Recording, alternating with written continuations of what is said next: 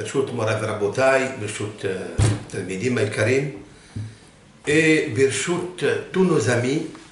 Birchut, ça veut dire avec l'autorisation de tous nos amis qui nous écoutent dans les quatre coins du monde, Baruch Hashem.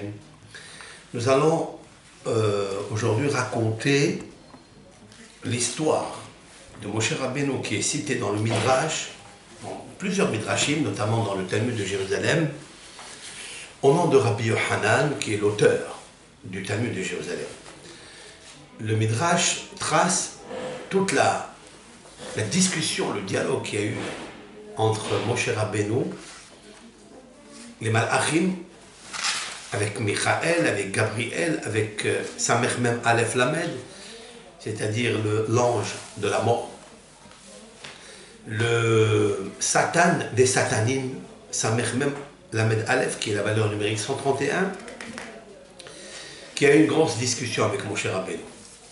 Je ne vais pas tarder, je vais lire le texte comme il est, parce que dans ce texte, qui est un peu long, mais comme ce soir, c'est la Iloula de notre Seigneur Adonai Levi'im, Moshe Rabbeinu alav shalom. On a perdu la lumière du monde. On a perdu l'homme qui aurait pu être le Mashiach. Ça n'est jamais sur Rabbi Azat Hashem, le Mashiach, comme le déclare le Zohar HaKadosh, Bisrout Torah Shelo. Parce que cette Torah, c'est elle qui nous sauvera, c'est elle qui nous a sauvés dans toutes les époques. Amor Rabbi Yohanan, donc je vais, pas à pas, doucement, traduire ce midrash qui est intéressant. Puis après ce midrash, je vais extraire quelques notions qui sont dites dans le midrash qui sont un peu floues, et je vais donner une explication à cela à travers la numérique, à travers le sod. Et bien, Azat Hashem, un tikkun. Un tikkun, c'est-à-dire un embellissement de notre cœur, un embellissement de notre pensée, de nos pensées. Comment essayer, demain, à partir de ce soir déjà, allumer une veilleuse, et une grosse, hein, pas une petite, hein. Une veilleuse, si elle peut durer avec de l'huile d'olive, elle peut durer depuis ce soir jusqu'à demain, ça sera le kavod de Moshe Rabbeinu. Parce que sa neshama, elle peut résister 24 heures sur 24 sans s'éteindre, sans manger, sans boire. Amar Rabbi Yohanan. Il a dit Rabbi Yohanan, il y a marqué dans la Torah, dans la Bible, ici et là, 10 fois le mot la mort concernant Moshe Rabbeinu. Il est marqué dans le Deutéronome, Hen karvu yamecha lamut. Voici karvu yamecha, tes jours, c'est-à-dire les jours, il ne parle pas des années, il parle des jours, sont proches pour mourir. C'est des jours qui vont mourir. Mais ce n'est pas Moshe qui va mourir. Vous avez vu l'expression que la Torah elle a demandé? Elle a écrit quelque chose d'extraordinaire. Hen karvu yamecha lamut. Tes jours sont proches pour mourir. C'est vrai, c'est les jours qui se sont éteints. Mais Moshe Rabbeinu ne s'est jamais éteint. Comme je l'ai expliqué, et c'est là une preuve fondamentale, que Moshe Rabbeinu alav shalom ne meurt pas, n'est pas mort. Pourquoi? Parce qu'il est associé à Mekor HaHayim, à savoir la source de la vie, Elohim Hayim. Akadosh Baruch Hu, c'est lui Elohim Hayim, Shenoten Hayim le Nefesh Kol Hay. Akadosh Baruch Hu, il donne la vie à toute âme vivante. Donc, l'âme vivante de Moshe Rabbeinu ne meurt pas. Seulement, Hen karvu yamecha lamut. Par contre, Moshe Rabbeinu, il dit quelque chose. Qui anochim, le deuxième, pardon, il y a un deuxième, donc il y a 10 fois marqué le mot mort. Le premier, nous l'avons cité. Le deuxième, Umut Bahar. Et tu vas mourir sur cette montagne. Là, c'est Akadosh Baruch Hu qui parle. Alors là, a priori, Umut, ça veut dire Moshe. Oui, c'est vrai. Umut, c'est le corps. Le corps qui a disparu des êtres humains, il est mort. Et c'est là où Moshe Rabbeinu est enterré par Akadosh Baruch Hu lui-même. C'est Akadosh Baruch Hu qui s'occupe d'enterrer Moshe, la plus grande Hevra Kadisha au monde, qui va s'occuper de Gmilut Hasadim avec Moshe Rabbeinu. Je vous ai déjà dit que Gmilut Hasadim, c'est la valeur numérique Torah, 611. Comme j'ai expliqué pour Moshe Rabbeinu, c'est la même valeur numérique que Tariag, 613 mitzvot, qui est en fait la Torah dans son ensemble, 248 mitzvot positives et 365 mitzvot négatives. Moshe représente là, tout le Sefer Torah c'est Moshe Rabbeinu. Qui est Anochimet, le troisième c'est qui est Anochimet, et là il dit qui est Anochimet. Qu'est-ce que ça veut dire qui est Anochimet? Il parle de lui. Le terme de Anochi, c'est un terme spirituel. Le maître Anochi, c'est-à-dire la Shekhinah. Anochi, c'est pas Ani, moi. Anochi, il y a le Ani avec le Chaf au milieu, donc c'est la Shekhinah qui parle. Où on a vu que le terme Anochi, c'est la Shekhinah, c'est marqué Hachem, il a dit à Yaakov Avinu, je vais descendre avec toi en Égypte. Anochi ered Mitzrayma. Vegam Anochi elecha gam alo. Et en plus, je monterai avec toi, ça veut dire avec ta descendance, avec tes enfants, je remonterai de là-bas pour aller en Eretz Israël. Puisque Eretz Israël, c'est une aliyah, c'est une montée. Quand on arrive à Jérusalem, ça fait que monter, que monter. Vekam tave alita el hamakom asher ibhar Hashem. Pour arriver à Jérusalem, il nous faut monter. Pour arriver à la ville de la vérité, qui est Jérusalem, il nous faut toujours monter, fuir le sheker, le mensonge. Anochi, donc, Anochi Hashem Elokecha. On l'a vu aussi dans les 10 commandements. Anochi Hashem Elokecha. Il n'a pas dit Ani Hashem Elokecha. Ani, ça peut être un homme, ça peut être un corps. Mais Anochi, c'est un peu plus profond. Anochi, c'est la Shekhinah. Il est Anochi Met, ça veut dire la Shekhinah va s'éteindre puisqu'elle ne sera plus avec Moshe dans son corps. Je vais expliquer tout à l'heure cela. La quatrième maintenant, qui dit Adati Aharemoti. Moshe Rabbeinu dit que je sais après la mort. Le cinquième, Afki Aharemoti, et bien après ma mort. Lifne moto, ben mea ve'esrim shana bemoto, vayamot sham Moshe Eved Hashem, vayaharemot Moshe, Moshe Avdi met. Il y a ici 10 fois. On peut les expliquer chacune à part, mais l'objet de ce cours, c'est de raconter l'histoire, comment Moshe Rabbeinu, les cieux, tout ce qui englobe le ciel avec les malachim, n'ont pas pu arracher son âme de son corps. Tellement il était puissant, Moshe Rabbeinu. Pourquoi alors la Torah, elle a cité 10 fois le mot de Moshe? Pourquoi? Le Midrash dit, parce que, en effet, il y a eu 10 fois que Akadosh Baruch Hu a décrété la mort de Moshe Rabbeinu dans le texte, et on n'a pas réussi à lui enlever la Neshama. 10 fois. 10 fois Akadosh Baruch Hu a discuté avec les Malachim pour lui enlever la Neshama, et ils n'ont pas pu. Pourquoi? Parce que Moshe Rabbeinu a demandé ce qu'on appelle les Rahamim. Les Rahamim, comme dit le Midrash, ici j'ai aussi les yeux. Pourquoi? Amal lo gzeraim lefanai shelo ta'avor. Il lui a dit à Kadosh Baruch Hu, à Moshe, c'est un décret divin que tu ne pourras pas rentrer en Eretz Israël, tu devras mourir bechutz al haaretz. Et pourquoi tout cela? Il a attendu 10 fois. Il dit parce que cette chose-là, ça veut dire de rentrer en Eretz Israël, c'était une question très facile pour Moshe. Moshe Rabbeinu, il pensait qu'il pouvait rentrer en Eretz Israël. C'est pour ça qu'il n'a pas demandé avec force à Kadosh Baruch Hu, il n'a pas fait la prière en tous les cas, de rentrer en Eretz Israël, parce qu'il s'est dit comme ça. Il s'est dit, à tout moment, le peuple d'Israël a fauté. Regardez comment Moshe, c'était l'avocat, le seul avocat du peuple d'Israël. Israël, le peuple d'Israël a fauté des péchés grandioses. Plusieurs fois. Et quand j'ai demandé la miséricorde à ton égard, Miyad Kibel Mimeni. Immédiatement, Akadosh Baruch Hu, il a accepté mes prières. Ça, on le voit dans le texte.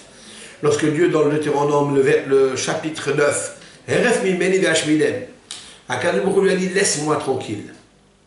Et je vais les exterminer. Il est marqué là-bas que Moshe Rabbeinu, Ahmad Baperetz, ça veut dire, il y avait une brèche, et Moshe Rabbeinu, il s'est mis à la place de la brèche. Il a dit, si tu veux prendre ce peuple, prends-moi, moi. Efface-moi de ton livre. Qu'est-ce qui est marqué après dans l'Exode 32? Akadosh Baruch Hu donc s'est réconcilié et il a regretté, si l'on peut dire, et il a effacé la faute, la Gezerah, Ra. Un autre endroit c'est marqué, laisse-moi, je vais les frapper avec la peste. Qu'est-ce qui est marqué après? Moshe, Hachem, il a dit à Moshe, j'ai pardonné comme tu as voulu, Moshe. Ça, c'est le peuple d'Israël qui a fauté des fautes énormes, colossales.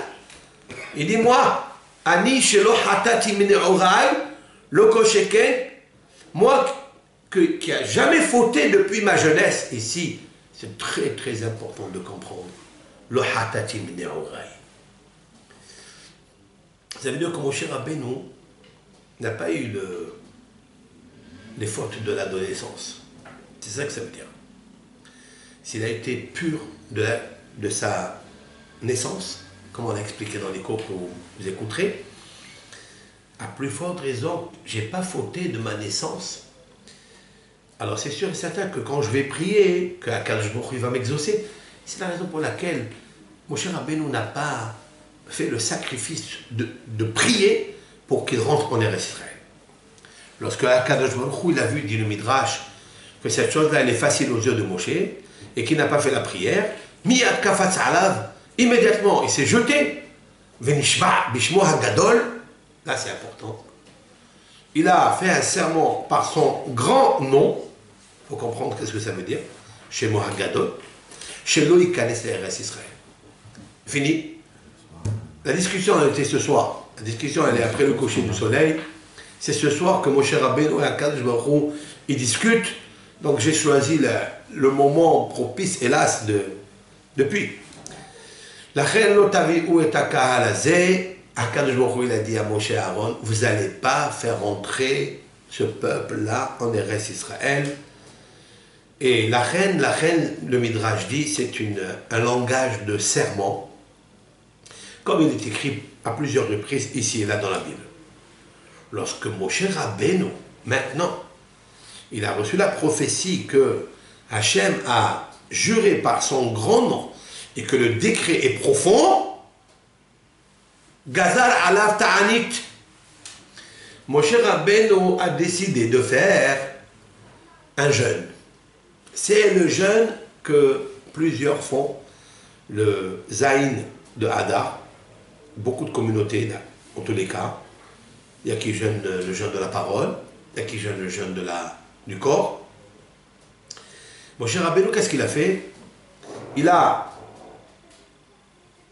décidé de jeûner, donc sûrement qu'il a décidé de jeûner dans l'heure de Minha, parce que quand on veut faire un jeûne pour le lendemain, il précède l'heure de Minha pour accepter ce jeûne-là. Qu'est-ce qu'il a fait? Il a fait un cercle, il a fait un petit saigné dans la terre, comme Honi Hame'agel, comme le fameux Honi Hame'agel qui, quand il voulait la pluie, demandait la pluie quand il y avait la sécheresse, c'était un grand sadique dans le Talmud, dans le Ta'anit, il faisait donc un cercle, il rentrait dans ce cercle, et il disait à Kadosh Baruch Hu, je ne quitte pas ce cercle, je ne bouge pas de là, c'est comme s'il était dans un endroit serré, en restriction, dans la peine. Et il demande à Hachem, je veux la pluie pour le monde. D'où il a appris, je viens d'apprendre qu'il a appris de ce Midrash. C'est Moshe Rabbeinu qui l'a fait. Il a fait donc un cercle, il est rentré dedans, il dit, je ne sors pas de là, Elizaz, Mikan, Ad, Shete, Batel, Otak, Zera. Je ne bouge pas de ce cercle jusqu'à ce que tu effaces, tu annules ce décret. Moshe, cette heure-là, qu'est-ce qu'il a fait Moshe? La vache sac. Il s'est vêtu avec un sac, ça veut dire c'est un sac. Non, un sac c'est avec un habit de jute. Une toile de jute. Une toile de jute. D'accord? Ça, un sac, c'est fait avec le jute. Un sac. Venit'atef, sac. Et il s'est couvert, pas avec un talit, il avait un sac. Sac de porc de terre. Comme ici, voilà, comme un sac qu'on jette après. Ben lui, il a pris ce beau corps de Moshe Rabbeinu. Il a voulu montrer à Kadosh Baruch Hu, regarde la peine que j'ai. Autrefois, j'avais le visage rayonnant. Autrefois, je pouvais parler avec toi. Et là, je ne peux pas rentrer en Eretz Israël. Combien l'importance d'Eretz Israël. Moshe Rabbeinu, il voulait rentrer. Nous, on a aujourd'hui l'occasion de rentrer, de sortir comme on veut. Et Moshe Rabbeinu, ça veut dire quoi? Il s'est roulé dans la cendre. Donc il fallait brûler du bois, créer la cendre, se rouler à l'intérieur de la cendre. Il s'est tenu debout pour faire la prière, les supplications devant Akadosh Baruch Hu. Il a commencé à faire la tfila, behazak, jusqu'à ce que le ciel et la terre ont commencé à trembler. Vesidre Bereshit, l'organisation, le mécanisme du cosmos, depuis la création du monde, a commencé à trembler. Amrou, ils ont commencé à dire Shema Igi Atziviono Shel Kadosh Baruch Hu. Alors là, c'est important de savoir qu'est-ce que c'est la profondeur de ce midrash. Ils ont dit, tout le cosmos dit, est-ce que peut-être c'est le moment où est venue la volonté de Akadosh Baruch Hu de renouveler son monde? Il veut renouveler le monde. Moshe Rabbeinu, une prière de Moshe Rabbeinu peut faire trembler tout le cosmos, l'univers entier, pas seulement notre monde à nous, mais tous les mondes supérieurs qu'on ne connaît pas. Le Midrash dit, elle est sortie une voix céleste, et elle a dit, non, non, non, il n'est pas encore arrivé le moment de la volonté de Dieu de renouveler son monde, mais il va arriver un moment. Hachel biyado nefesh kol hay, veruach kol basar ish. C'est marqué là-bas dans Job, le nefesh, c'est-à-dire l'être vivant, est entre les mains de Dieu, l'esprit de l'homme est entre les mains de Dieu, et la chair de l'homme, qui est l'homme, c'est Moshe. Comme il est marqué, par analogie des termes, ce passouk dans Job, donc, parle de Moshe Rabbeinu, parce qu'il est marqué Ve'a'ish Moshe Anav Me'od, et l'homme Moshe était un parmi tous les hommes de la terre. Qu'est-ce qu'il a fait à Kadosh Baruch Hu? Cette minute-là, il a demandé à tous les portiques et portiques de chaque ciel, là où il y a un tribunal, c'est incroyable, incroyable ce que le Midrash est en train de nous dévoiler, c'est que dans chaque ciel il y a un portique, et dans chaque portique il y a un tribunal. Tiens. Il a demandé à ce qu'on ne reçoive pas la prière de Moshe Rabbeinu. Et de ne pas la faire monter chez Akadosh Baruch Hu. Parce que si elle arrive, a priori, chez Akadosh Baruch Hu, si elle arrive chez lui, il accepte. Donc on le sait, parce que dans le ciel, là où trône l'Éternel, c'est marqué dans le texte des psaumes, Lo yegurcha ra. Le mal n'habite pas avec Akadosh Baruch Hu. Dans un autre texte, c'est marqué Oz vehedva bimkomo, la puissance et la négresse est à la place dans l'espace où habite Akadosh Baruch Hu. Donc si elle monte chez Akadosh Baruch Hu, il sera obligé d'être miséricorde et d'annuler la misère. Donc il aura demandé de fermer toutes les portiques, tous les cieux, pour ne pas que la prière de Moshe puisse monter vers Akadosh Baruch Hu. Alors, la Gemara dit, pourquoi? Parce que Akadosh Baruch Hu a décrété et il a signé qu'il ne peut plus rentrer en Eretz Israël. La Gemara dit que le malach qui s'occupe de déclarer dans les cieux s'appelle Achzariken. Comment il s'appelle comme ça?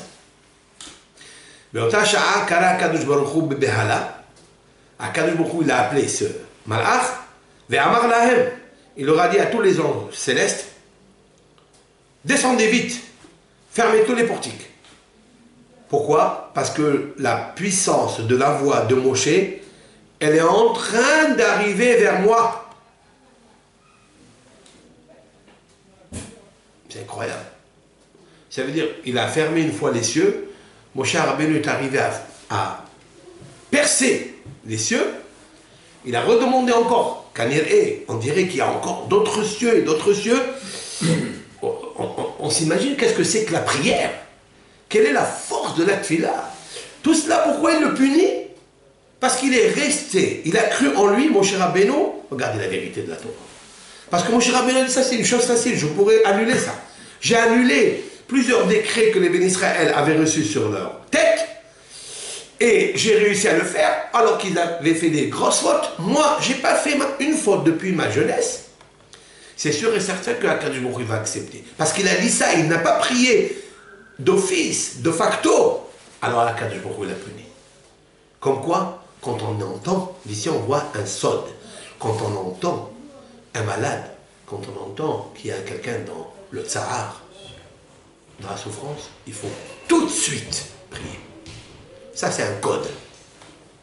Akadosh Baruch Hu désire quand on demande les rahamim, qu'on demande des rahamim. Akadosh Baruch Hu, c'est miséricorde, c'est la clémence. La clé de tous les problèmes, c'est la clémence. Obtenir la clémence de Akadosh Baruch Hu, ça se fait par la prière. D'ailleurs, on voit tous les patriarches, les matriarches. Celle-ci, elle était stérile, celui-là, elle était stérile, celui-là, elle était en danger. Sarah Imenu, elle était dans la maison du pharaon. Il l'a prise, il l'a mis dans sa chambre. Elle s'est mise à pleurer, dit le Midrash. Elle s'est posée à terre, son visage contre le sol. Elle s'est mise à prier à Hachem en pleurant. Elle a dit à Kadosh Baruch Hu, il faut me sauver de ce rachat. Il va purifier Sarah Imenu. Le ventre, la matrice de Sarah, d'elle va sortir Yitzhak Avinu, Yaakov Avinu, les Shvatim, Moshe Rabbeinu. Elle s'est mise à pleurer. Elle a créé un ange avec ses pleurs, avec ses larmes. Cet ange-là, il l'a sauvé. Et le Zohar Kadosh a dit quelque chose de fort, de puissant. Vous savez, quand Yosef, il était dans la chambre, en train de faire parce qu'il était comptable dans la maison du pharaon, de Potiphar. Et elle est venue, la femme, Zélicha, la femme de Potiphar qui s'appelle Zélicha. Et elle lui a demandé de commercer avec elle. Elle s'est habillée le matin avec cette couleur, avec celle-là, avec cette couleur, avec une fois Pierre Cardin, une fois Hugo Boss, une fois ça, une fois ça. Yosef, il a tenu fort, il n'a pas touché. Vous savez ce qu'il dit le Midrash? La chambre où Yosef était seul, isolé avec cette femme, c'était la même chambre que le pharaon et Sarah étaient enfermés dans cette chambre. Et grâce à la prière que Sarah elle a fait, ça a aidé Yosef à ne pas fauter. Vous imaginez un peu quelle est la force de la prière. Mais cette prière entre Yosef et Sarah, il y a des milliers, il y a des décennies qui sont passées. Non. Les larmes sont restées gravées dans les murs. Lorsque quelqu'un pleure, il n'y a jamais des larmes qui vont à l'abandon. Jamais. Elles restent toujours fortes. Et au moment voulu, ils font descendre la bracha. Moshe Rabbeinu, c'était un peu trop tard. Il n'a pas prié dessus. Alors, Gemara dit, Moshe Rabbeinu, pourquoi? Parce que la prière de Moshe dit, il dit que la prière de Moshe ressemblait à un glaive, qui déchire, il coupe. Et il n'y a personne qui peut l'empêcher. Et le Midrash ajoute quelque chose, il parle du Herev et il parle de la fila de Moshe qui était comme le Shem HaMeforash. Moshe Rabbeinu avait un maître, un ange, Et le Midrash nous cite le nom de l'ange. Il s'appelle Zakzakel. Zakzakel. Vous écoutez ça? Zain, Gimel, Aleph, Lamed. C'est un peu c'est intéressant ça. Zakzakel. Il y a qui dit Zakzael. Il y a qui dit Zakzagel. Bon. Rav, c'était le sofer, le scribe chez le Béné Marom. Alors, Tasha'ahu Omer, le Midrash continue. Et en fait, il n'y a personne qui a pu faire monter la prière de Moshe Rabbeinu parce qu'il est inversé dans le texte qui dit Akadosh Baruch Hu ne peut pas faire du favoritisme, ni avec un petit comme nous, ni avec un grand comme Moshe Rabbeinu. Moshe Rabbeinu, cette minute-là, il a prié Hamesh Me'od V'Hamisha Eser Pe'amim. Waouh! Voilà, d'où le Ba'al HaTosfot il a sorti que Moshe Rabbeinu, il a prié 515 prières pour rentrer en Eretz Israël. Et il a dit à Akadosh Baruch Hu ceci: Galou v'yado alefanecha, Yegi'i, Tsa'ari. Akadosh Baruch Hu, devant toi est dévoilé. Que devant toi est dévoilé? Ma peine, ma souffrance que j'ai souffert pour le peuple d'Israël. C'est très fort ça. Moshe Rabbeinu, c'est grâce à lui, par sa souffrance, par ses pleurs, par son sacrifice, le peuple d'Israël a eu confiance au nom de Akadosh Baruch Hu. A priori, on aurait pu attribuer ça à Abraham, qui est le père du monothéisme, mais on le voit que non. Abraham, c'est vrai, il a déclaré que Dieu existe, mais il n'y avait pas encore le peuple d'Israël. Il a essayé d'éviter un peu l'idolâtrie, mais le peuple d'Israël, ils ne sont pas faciles. Et c'est la raison pour laquelle il dit à Akadosh, je me suis... Ils ne connaissent pas ton nom. Un jour, ils disent, ah, j'ai Moshe, ils chantent avec toi. Ils prient, ils disent merci. Et un autre jour, ils commencent à se rebeller, à s'insurger. On a besoin d'eau, on a besoin de ceci.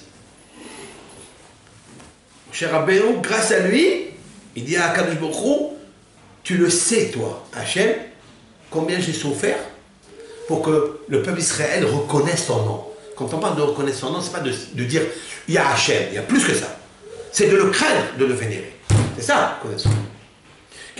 Que chaque juif, il est prêt à se sacrifier dans la fournaise pour le nom de Akadosh Baruch Hu. Grâce à qui? Grâce à Moshe Rabbeinu. Parce que quand tu connais la grandeur de Hachem, donc tu n'as peur de rien. Comme tu as peur que de lui.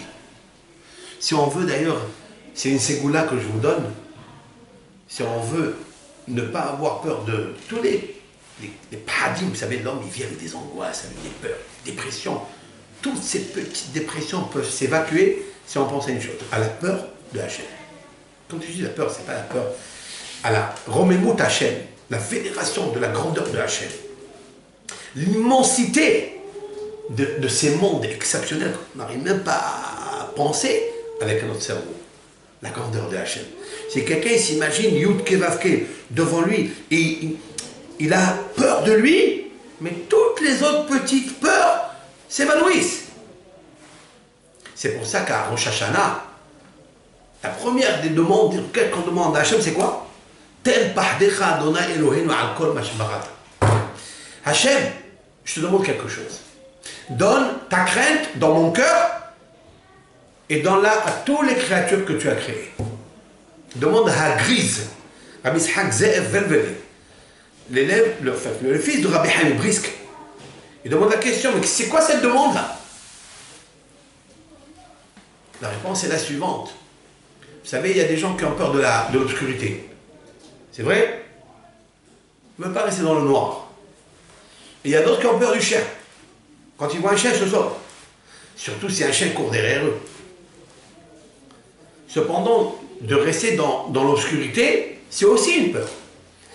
Alors on s'imagine si quelqu'un il a peur de l'obscurité et il a peur aussi du chien. Et voilà que le chien il court derrière lui. Il le poursuit. Et il ne trouve un endroit pour se loger, se cacher, seulement dans une chambre obscure. Qu'est-ce qu'il fait? il rentre dans cette chambre. C'est vrai? Il rentre dans la chambre. Mais il peut rester là-bas des heures, dans cette chambre, terrifié,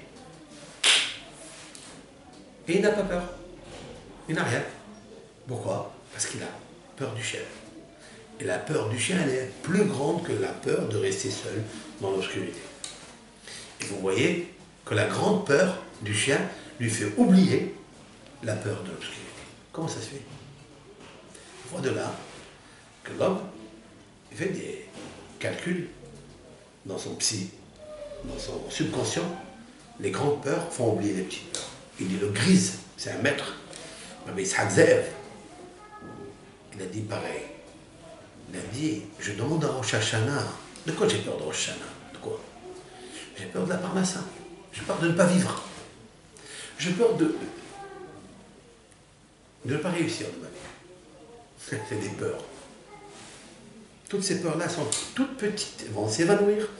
C'est juste, tu dis à Hachem, donne-moi la peur à toi dans mon cœur. Si la peur de Hachem est grande, tu n'as plus peur de rien du tout. Tu marches, et il marche avec toi. Ça, il faut le développer. Ça, c'est un sujet qu'il faille bien développer. On viendra, si Dieu veut, dans un cours, dans le Havot al-Bavot, dans Sha'ar Bitachon, dans le portique de la confiance en Dieu. Le Rabbi Behaï Ben Adayan, qui a écrit le devoir des cœurs, il a un portique très intéressant avec l'aide de Hachem dans les cours prochains, le mois de Nissan. Mais en tous les cas, Moshe Rabbeinu n'a peur de rien. Il prie. Et le Midrash nous dit quelque chose d'extraordinaire. Il lui a envoyé Gabriel. Maintenant, il lui envoie l'ange Gabriel. Gabriel, il dit à Kadosh Baruch Hu, qu'est-ce que tu veux? Il dit, va prendre la Neshama de Moshe. Et Gabriel de lui dire, moi je prends la Neshama de Moshe. Moshe qui est équivaut à tout le peuple d'Israël. Il est dans toutes les Neshamot d'Israël. C'est comme si vous me dites, on arrache toutes les Neshamot de Am Israël. Il lui a dit non, je ne le ferai pas. Il a appelé Gabriel, Michaël. Il a dit à Michaël, va prendre la Neshama de Moshe. Alors Michaël, il lui dit, comment je vais enlever, regardez dans le texte ici, comment je vais enlever la Neshama de mon élève? Et là, j'apprends que Michaël est l'élève de Moshe Rabbeinu. C'est intéressant. C'est intéressant que Michaël et Moshe, nous allons le retrouver grâce au cours premier. Michaël avec Israël, quand ils ont perdu le Eli lama azabtani, pour ceux qui ont écouté les cours, parce qu'on a besoin de ça. Et Moshe Rabbeinu va devoir ramener Michaël dans ce monde. Et donc Michaël ne veut pas arracher le monde. Pourquoi? Il lui dit, l'homme sur lequel tu as écrit dans ta Torah par sa main, il a parlé avec toi, Hachem, face à face. Lui, est-ce que j'ai la face de regarder Moshe dans son visage? Tellement il brillait comme le soleil. Bon, et là commence la difficulté. Alors Akadosh Baruch Hu, il a demandé à Samech Mem Aleph Lamed. Wow. Celui-là, c'est le Satan des Satanim. C'est lui de Yeserara, c'est lui l'ange de la mort, et celui Samech Mem Aleph Lamed, le Satan des grands Satanim, c'est celui qui vient sous forme du Malach HaMavet, de l'ange de la mort, et il retire les Neshamot des êtres humains. Samech Mem Aleph Lamed. C'est marqué là-bas, lorsqu'il lui a dit ça, immédiatement il est descendu. Sur Samech Mem, il a dit le Tehillim dans les psaumes, dans le psaume 37, il est marqué Sofé Racha la Tzaddik, le Racha, il surveille le Tzaddik, Umevakesh la Hamito, et il cherche à le tuer. El Racha Bechol Astanim Kulan, il n'y a pas un méchant parmi tous les satanim que Samech Mem Aleph Lamed, comme celui-ci. Il n'y a pas un tzaddik parmi tous les prophètes comme Moshe Rabbeinu. Waouh! À quoi ça ressemble? Ça ressemble à un homme qui vient assister à un repas, mariage, Hatan et Kala, et cet homme-là, il était en train d'attendre, de voir quand est-ce que le Hatan et Kala ils vont se marier. Il a envie de voir leur joie. C'est quelque chose d'extraordinaire. Il dit, le Samer même, il attendait depuis longtemps quand est-ce qu'il va arracher la Neshama de Moshe Rabbeinu.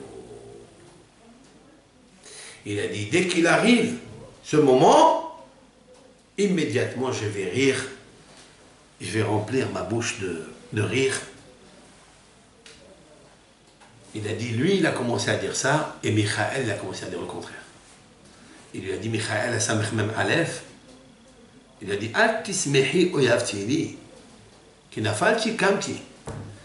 Atismehi, lui dit, arrête d'être joyeux, toi, Samer même Aleph, qui oyavtini, parce que tu vas me faire du mal, tu vas me prendre mon élève, mon cher Rabbeinu.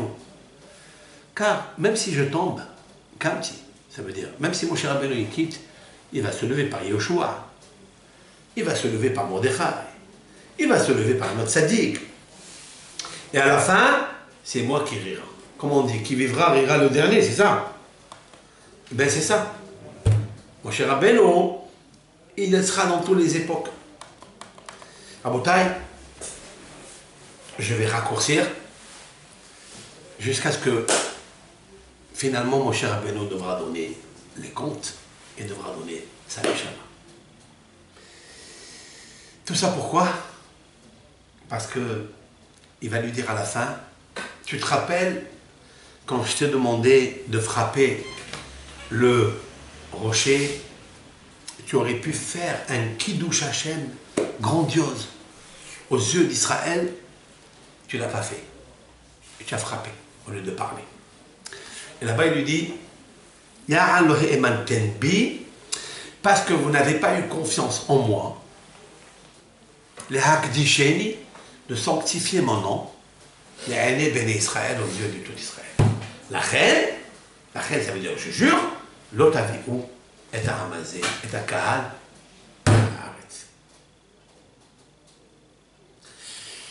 Ok. Ici, il y a une prière, Tefila les Moshe, dans les psaumes, ça c'est les psaumes. Tefila les Moshe, Isha Elohim. Depuis le tzaddik, c'est-à-dire le numéro 90 des psaumes, où il y a Moshe, jusqu'à Kouf, jusqu'au psaume 100, celui-là, ça veut dire 11 psaumes, Mizmor letoda hari'u l'Hashem kol haaretz, c'est remerciement à Hachem, chanter à Hachem toute la terre, Ri'udu et Hachem et Simha, servez Hachem avec joie, Bo'u lefanav bernana, venez avec allégresse, Di'u ki Hachem hu Elokim, sachez que Dieu est l'Éternel.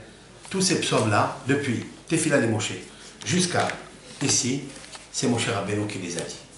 Il y en a 11. Et ma question est de savoir pourquoi il n'a dit que 11. Il n'a pas dit plus.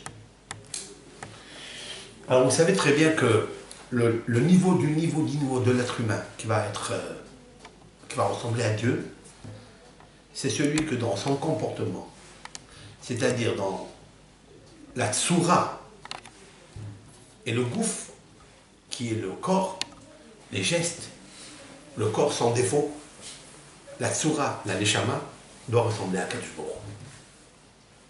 Le seul homme qui a ressemblé à Kadosh Baruch Hu, à qui on a appelé Isha Elokim, c'est Moshe Rabbeinu et un autre aussi, Eliyahu Hanavi. Les deux sont liés, Moshe et Eliyahu Hanavi. Eliyahu Hanavi qu'on attend tous pour annoncer la venue du Mashiach en Nissan si Dieu veut. Cette année, pourquoi pas, il nous faut croire en Hachem. Moshe Rabbeinu ici, 11 psaumes que l'on devra avec l'aide de Hachem lire demain matin. Demain matin, en posant la main sur la mezouza, de lire ces psaumes, les lire en hébreu et de le comprendre, parce que ça ne suffit pas de lire. Il faut essayer de comprendre ces psaumes parce qu'ils sont d'une puissance énergétique. Dans un des psaumes, ici, c'est marqué.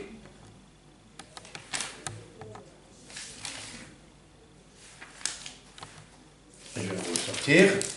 Le voilà. C'est le psaume 96. Shirou l'Adonai Shir Hadash. Chantez à Hachem un chant nouveau. Shirou l'Adonai Kol Haaretz. Chantez à Hachem toute la terre. Shirou l'Hachem Bareru Shemo. Chantez à Hachem et grandissez son nom. Basseru miyom leyom yeshuato. Annoncez de jour en jour sa délivrance. C'est Moshe Rabbeinu qui parle. C'est un des seuls textes.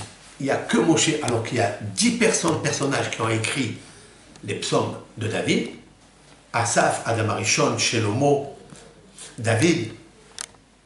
Mais là où il y a marqué Shirou l'Hachem Shir Hadash Latobik al-Hasidim, ce psaume-là, il se trouve dans l'Echon Neranena qu'on lit vendredi soir. Il faut savoir que ce texte-là, il est très profond. De quoi s'agit-il? Moshe Rabbeinu,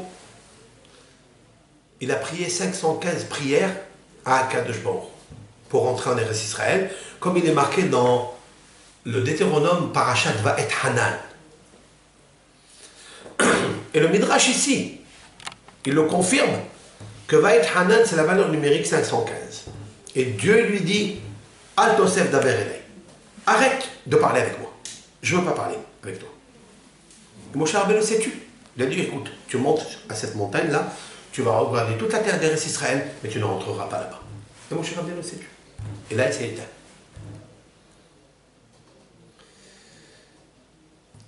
On a demandé une question. Il a prié 515 prières. On ne les connaît pas, ces prières-là. Qu'est-ce qu'il a dit? On ne sait pas. Vous savez que le mot Va'et Hanan, c'est 515. C'est la même valeur numérique que Shira, chanson, qui est Tefila, la prière. 515. Mais on ne les connaît pas. Il y a un maître qui s'appelle Rabbi Natan Nata Shapira, de Cracovie, qui a vécu au XVIe siècle, qui a écrit un livre qui s'appelle Megaleh Amokot. Il a écrit un livre sur les 515 prières que Moshe Rabbeinu a fait. Mais il n'est pas arrivé à expliquer tous les 515, il a expliqué que 252 prières, mais d'une puissance de sod incroyable. Ce n'est pas l'objet du cours. Mais ma question est de savoir, Dieu lui dit arrête de prier. Ça veut dire que s'il avait continué à dire la 516e prière, a priori il aurait réussi. C'est vrai? Comme ça on le voit. Il lui dit Al Tosef, n'ajoute pas. Waouh! Je me suis demandé la question, mais qu'est-ce qu'il aurait pu dire dans la 516e pour qu'il puisse attirer la clémence de Hachem? On a besoin de secours. Dans ce livre-là, ici, que j'ai écrit avec l'aide de Hachem, s'appelle Ateret Mordechai, au nom de mon père, au nom de ma mère, de mémoire bénie.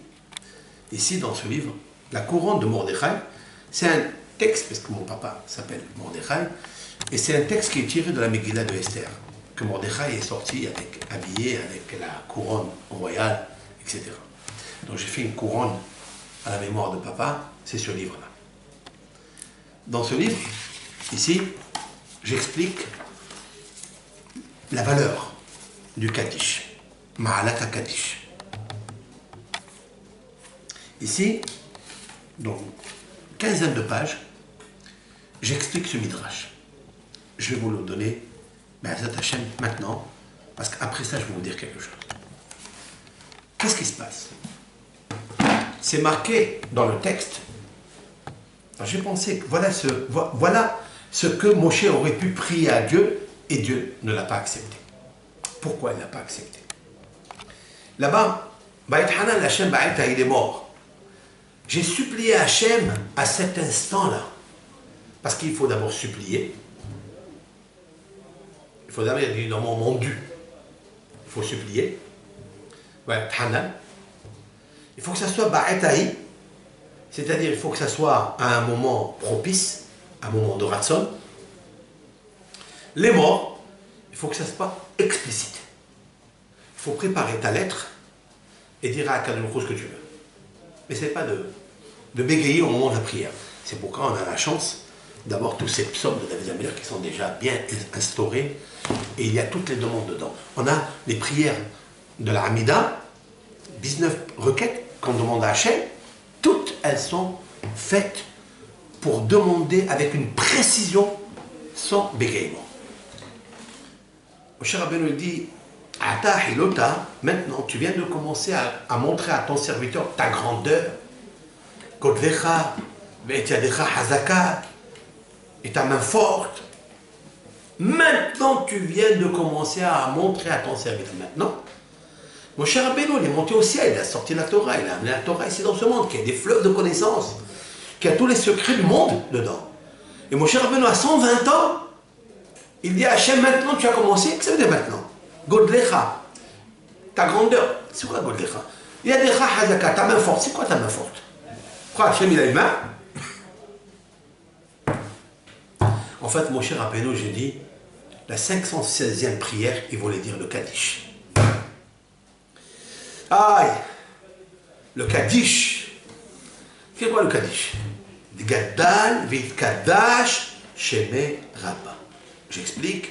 Gadal, que grandisse, v'yitkadash, se sanctifie, sheme Rabba, ton grand nom.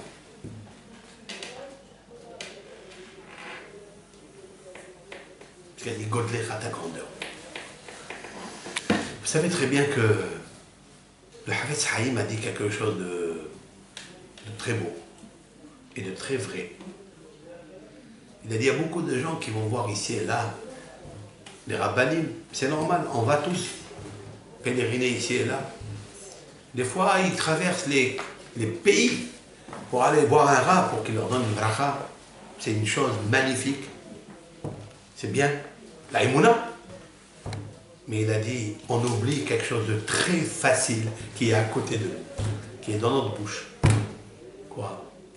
De rentrer à une synagogue avec un minyan, d'écouter le Kaddish et de dire Amen yehe sheme rabba mevarach ala mul alme almaya itbarach v'ishtabach v'itpa'ar.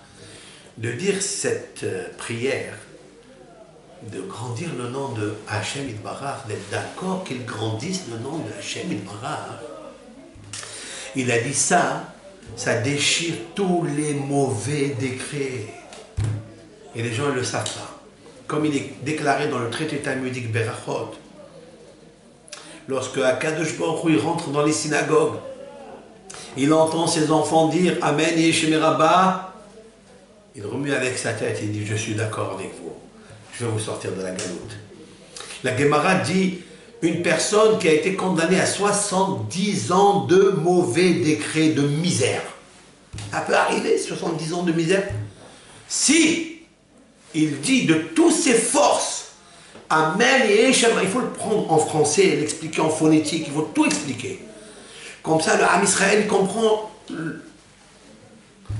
la carte de la vie qu'il a dans ses mains. Que le nom de Hachem il grandisse dans tous les mondes et que le nom de Amalek s'efface, parce que c'est tous les coups que nous avons fait jusqu'à maintenant, que tant que le Amalek, la force du mal, est là, le Samech même Aleph, il accuse, il incite les Gezerot Ra'ot sur l'âme Israël. Quand on dit Amen Yesheme Rabba Mevarach, c'est quelque chose de grandiose. Qu'est-ce qu'il fait de ces 70 ans de mauvais décrets? Il les déchire. C'est beau ça. C'est comme ça que c'est marqué dans le texte. C'est ça le judaïsme. C'est ça le émet. Les sigoulottes que l'on fait ici et là, ça s'approche à ça.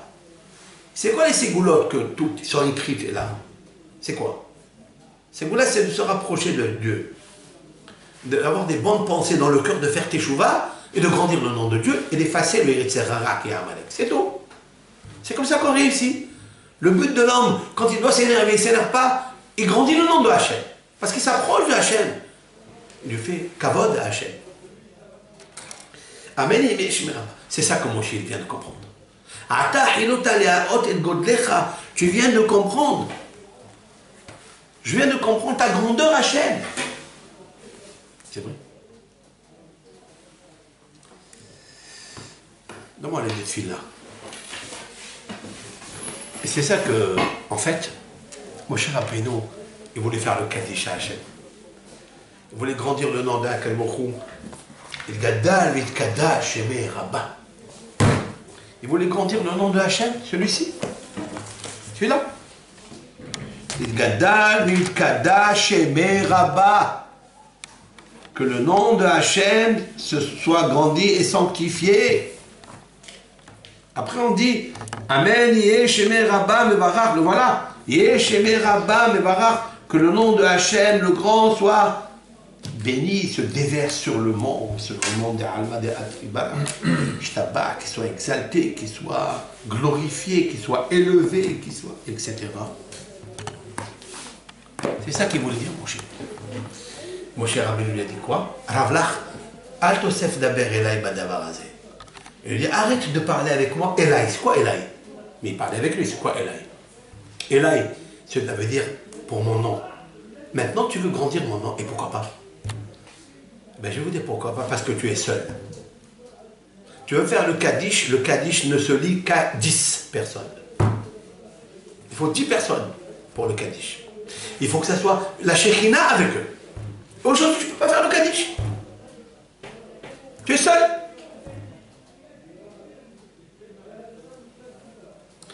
Regardez en beauté. Si je prends ici, il Gadal, Yayoud, j'apporte une preuve. Je l'écris dans ce livre. Ateret Mordechai. Il y a un Yud, c'est 10. Il y a un Vav, c'est 6. Ça fait 16. Il y a un Shin, ça fait Shin 300. Ça fait 316. Resh, c'est 500. Ça fait 516. Ça, c'est la 516e prière qu'il a voulu faire. Mon cher Rabbeinu,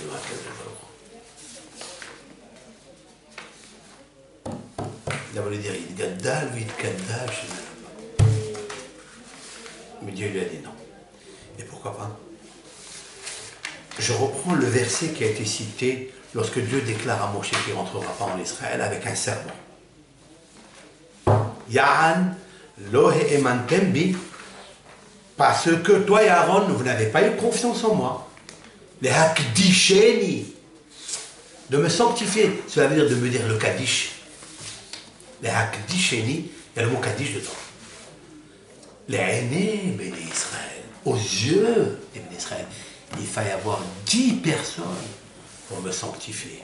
Il est une mitzvah de la Torah pour chaque juif, que si on le condamne à se plier devant l'idolâtrie, ou de verser son corps, son sang, son âme à Dieu, quand il y a 10 personnes, il est obligé de se sanctifier. Comme il est marqué, Venikdashti betor béni Israël. Vous avez compris? Le Kaddish, je ne peux pas le dire. Je termine. C'est ça en fait le psaume. Shirou l'Adonai Shir Hadash. Chanter à Dieu, c'est Moshe.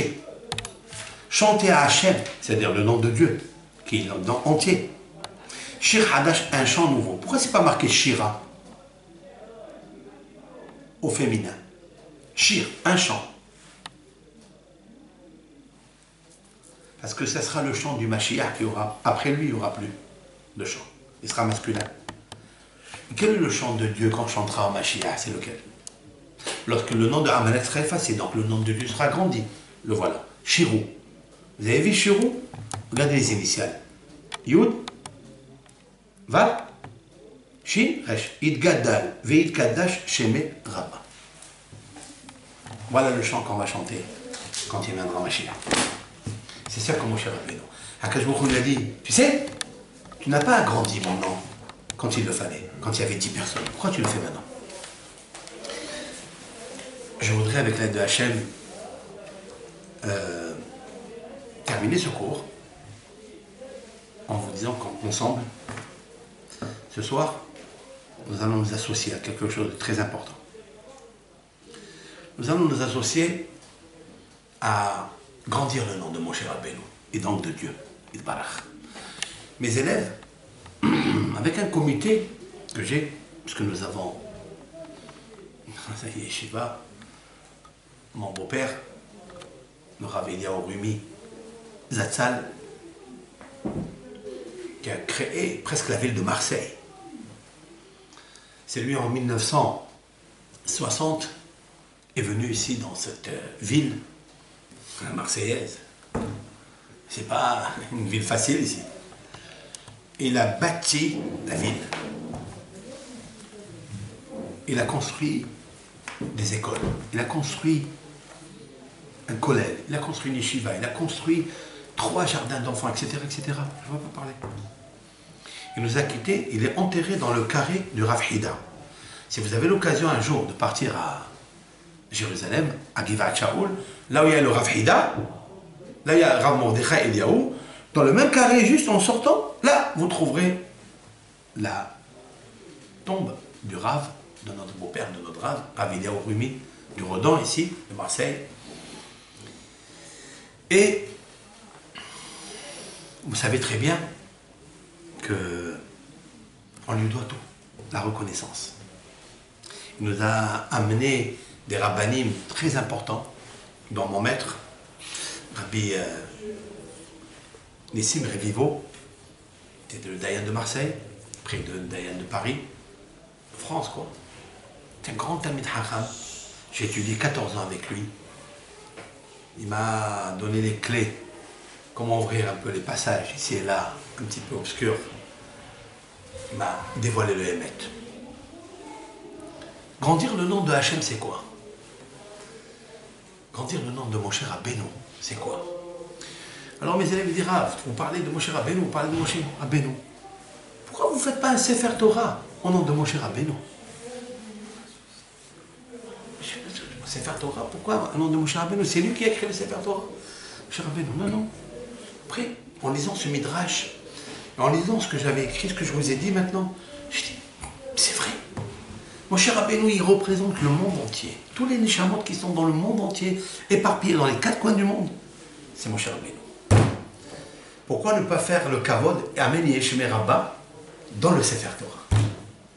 Et j'ai dit, comme c'est un groupe ici, sur ces réseaux sociaux qui sont très attachés à ce cours, je le vois, c'est la raison pour laquelle je me peine pour vous donner de ces shiurim là, avec un grand plaisir, parce que c'est mon but depuis je vis, si l'on peut dire ainsi. Et le fait de répéter Moshe Rabbeinu, ça m'est montré un petit peu de dire, mais attendez, mais Moshe Rabbeinu, il grandit dans la Hachem. Shirul Adonai Shir Hadash. Pourquoi ne pas chanter un chant, la Torah? La Torah s'appelle le chant. Donc j'ai dit, je vais lancer l'inscription d'un Sefer Torah. Donc moi, je ne m'occupe pas de comment ça marche. Moi, je veux faire des shiurim. Vous verrez dans mes cours, je ne parle pas ni de politique, ni des courants islamiques ou courants chrétiens. Je ne parle pas de tout ça. Je parle de notre Torah. Je parle de la Kadosh Baruch Hu. Je parle de Moshe Rabbeinu, de notre patrimoine. C'est ça que je parle. Et si c'est la vérité, tout le monde viendra s'abreuver de cette source, de la Torah. Qui est le Hémet? Comme je vous ai expliqué, Moshe c'est Hémet. Alors là, je vais vous raconter une petite histoire. Lorsque mes élèves, mercredi dernier, ils m'ont dit, pourquoi Arabe, vous ne lancez pas l'inscription d'un Sefer Torah qui permettrait à chaque juif et juive de s'associer dans une lettre de Sefer Torah. Plusieurs, peu importe. J'ai dit, d'accord. Et puis Shabbat, dans ma communauté, j'ai annoncé ça. C'était l'apothéose, c'était la joie. Ah, mais pourquoi pas? D'ailleurs, il y a un grand remède, une grande allusion dans la paracha de Pikoudé, là où finit l'Exode. Où là-bas, on parle du Mishkan, on parle du Sefer Torah, on parle de Moshe. On parle de la bracha que Moshe a fait après la construction du Mishkan. Qu'est-ce qu'il a dit? C'est dans le psaume. Je vais vous le montrer parce que c'est très important. C'est dans le psaume ici, à la fin.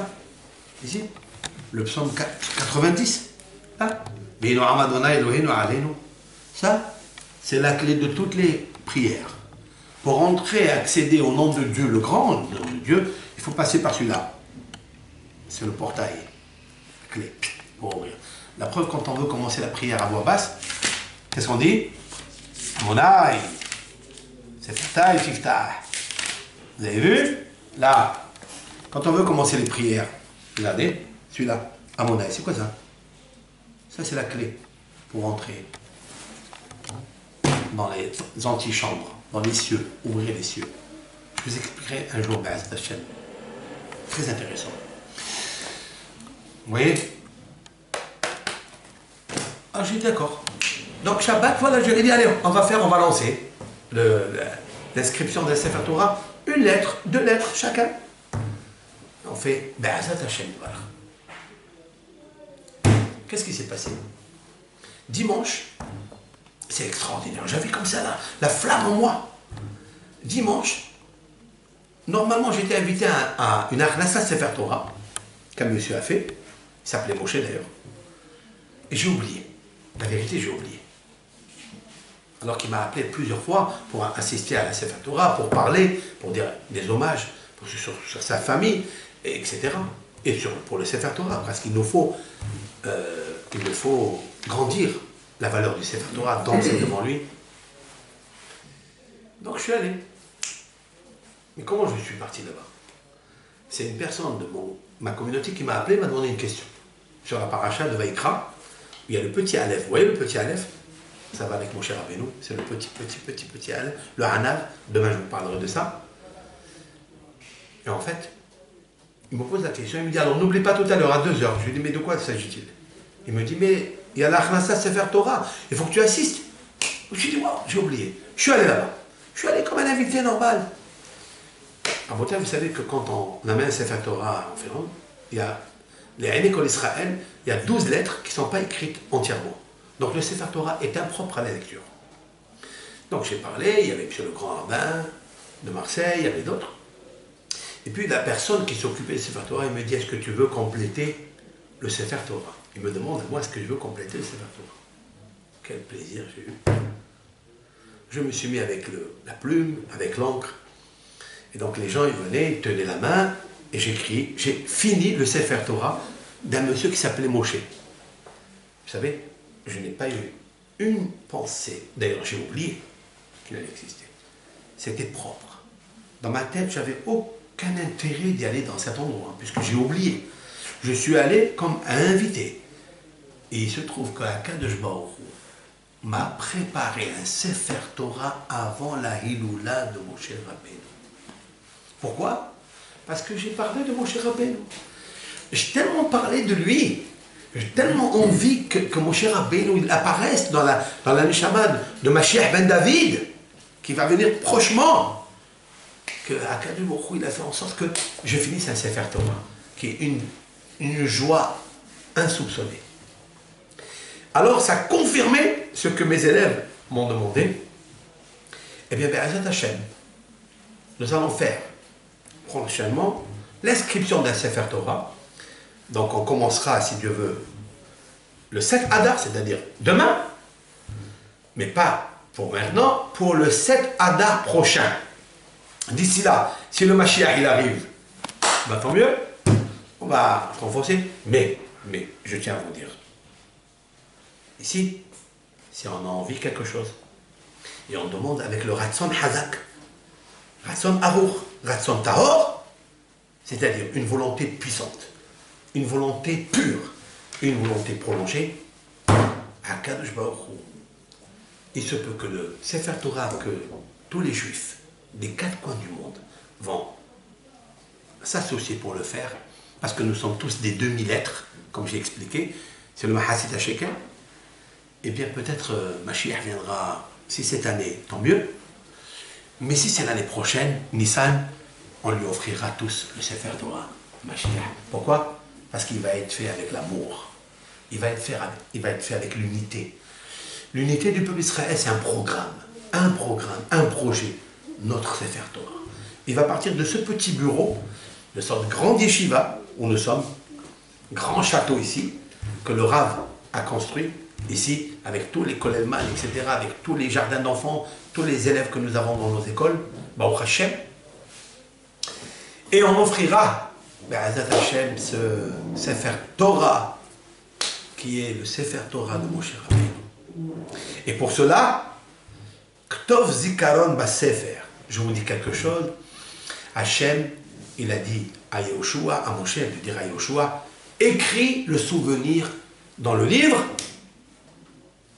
de quoi? Mahot timhed zecha Amalek. Efface le nom de Amalek. Ça veut dire quoi? Cela veut dire que si on veut le souvenir, il faut écrire un sefer. Alors, on grandit le nom de Dieu. Shirul Hashem Shir Hadash. Tehilato Bikal Hasidim. Ismah Israël Be'osav. C'est un autre psaume. Lorsqu'on chante à Hachem le chant de Yidgada, Yidgada, Shemerabba, alors, devant l'assemblée d'Israël que vous êtes, que nous sommes, l'assemblée qui se trouve là où elle se trouve, même le juif qui est très loin, il faut le tirer avec nous. Pour lui aussi, il faut acheter une lettre. On s'associe tous pour sortir ces neshamot qui sont à Shukot, qui sont enveloppés dans la klipa, dans la force négative.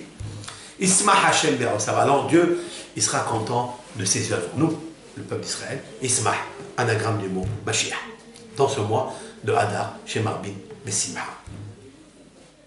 Et Ratson, les développements, on les dira.